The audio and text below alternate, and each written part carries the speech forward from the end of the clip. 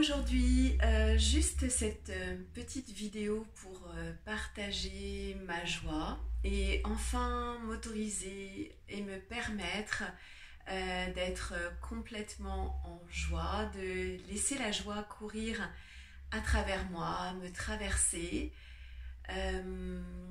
voilà, et si il n'y avait plus aussi aucune honte, aucun tort à se montrer en joie, à reconnaître la joie qui nous habite et à l'exposer, à la partager pour être cette invitation pour plein d'autres personnes à choisir également la joie. Alors si je veux être un petit peu plus précise, je dirais que cette joie, elle n'a pas été souvent au rendez-vous auparavant. J'avais une vie assez tranquille où assez vite, très jeune, j'ai quasiment obtenu tout ce que je souhaitais. Des études que j'avais choisies dans l'avocature, ensuite un mariage heureux avec un homme merveilleux et fantastique,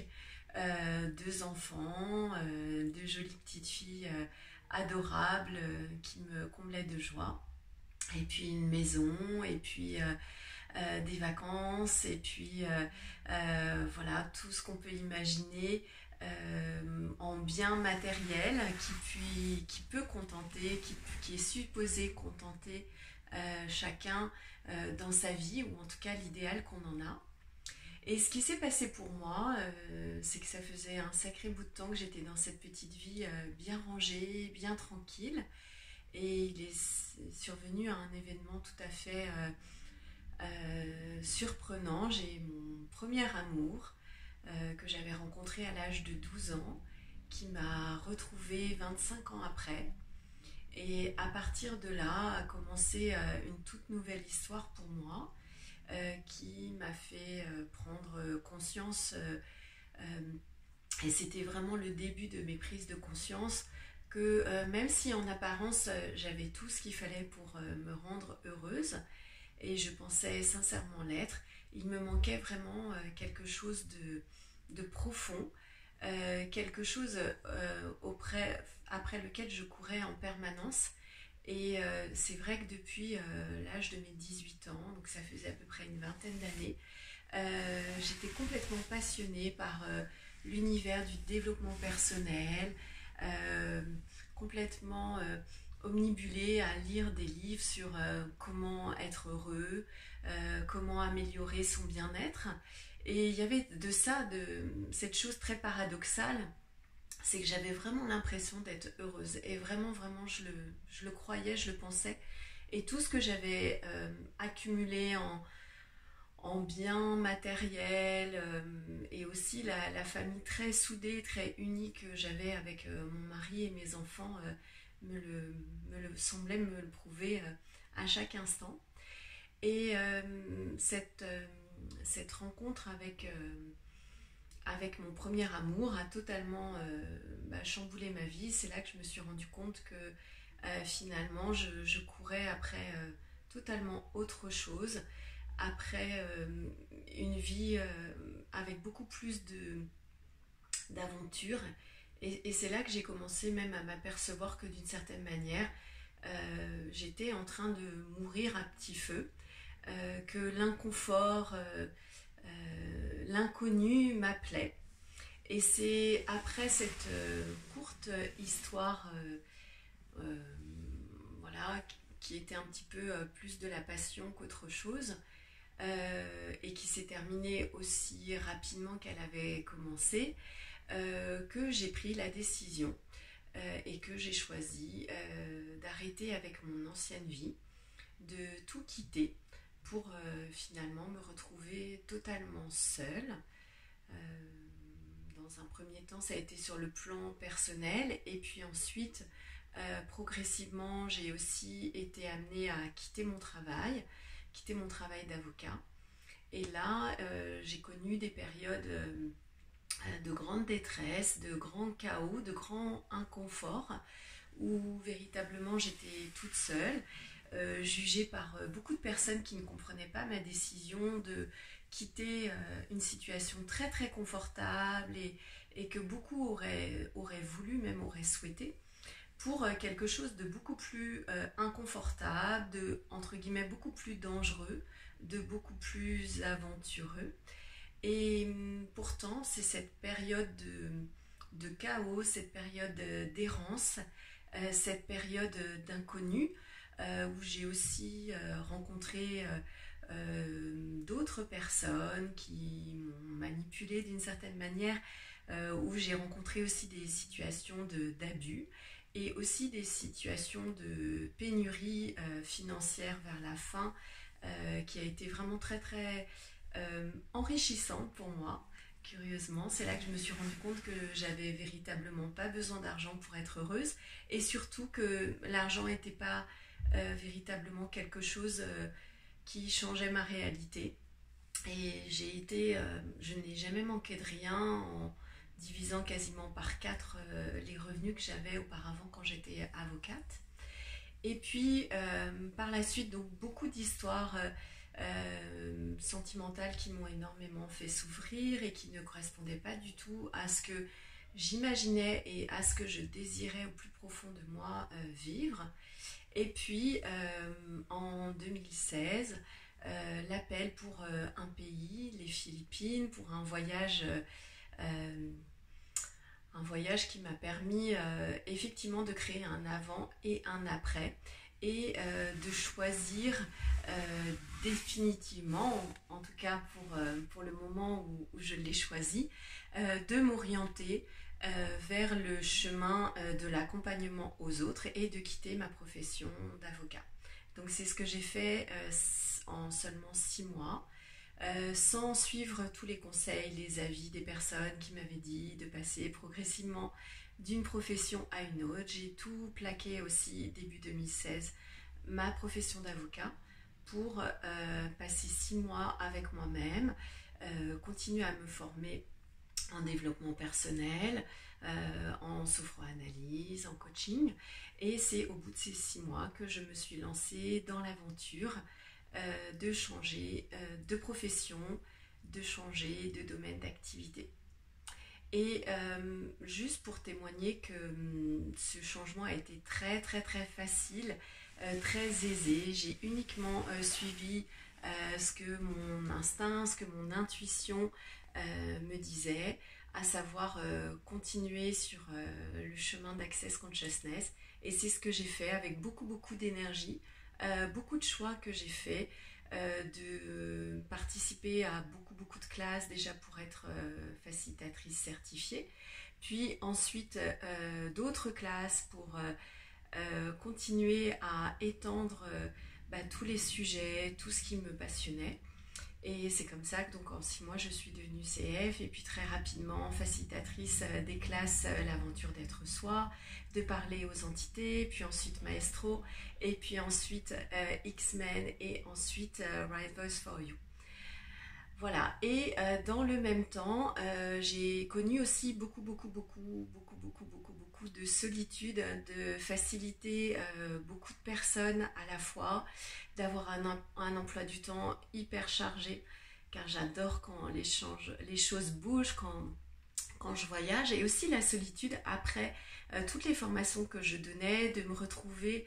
sans pouvoir parler de la magie qui avait été créée, des miracles qui s'étaient produits pendant mes classes, de pas pouvoir partager aussi les transformations des personnes qui étaient hyper heureuses, hyper ravies de tous ces outils, de tous ces changements. Et c'est vrai que cette période a été très confortable sur le plan de tout ce que j'ai créé au niveau des classes, des participants à mes classes, des voyages que j'ai faits, et dans le même temps très inconfortable de gérer la suite, c'est-à-dire l'isolement, voilà, l'incompréhension aussi de ma famille, l'incompréhension de mes enfants, et puis personne avec qui pouvoir partager tout cela. Et c'est à ce moment-là que j'ai à nouveau choisi de totalement baisser mes barrières, de devenir la plus vulnérable possible. En tout cas, ce qui m'était donné au moment où je l'ai choisi. Et j'ai littéralement décidé de descendre de ma tour pour pouvoir enfin entrer en relation avec beaucoup plus de personnes. Et aussi j'ai demandé, et j'ai véritablement demandé à rencontrer une personne, un être, qui serait une contribution pour moi, qui serait une contribution pour mon corps et qui m'accompagnerait dans tout ce que je créais au jour le jour, avec les formations que je donnais, dans mon développement aussi énergétique, dans mon développement spirituel. Et seulement 15 jours, 3 semaines après cette demande que j'ai formalisée de façon très très forte par un choix très fort, j'ai rencontré la personne avec qui je suis actuellement, qui correspondait en tout point à ce que j'avais désiré, à ce que j'avais demandé à l'univers et qui correspondait même au-delà de toutes les attentes que j'aurais pu avoir. Et c'est vrai que par la suite, ça a été vraiment un chemin de vie, un chemin de chaque instant, de se découvrir l'un et l'autre, d'aller dans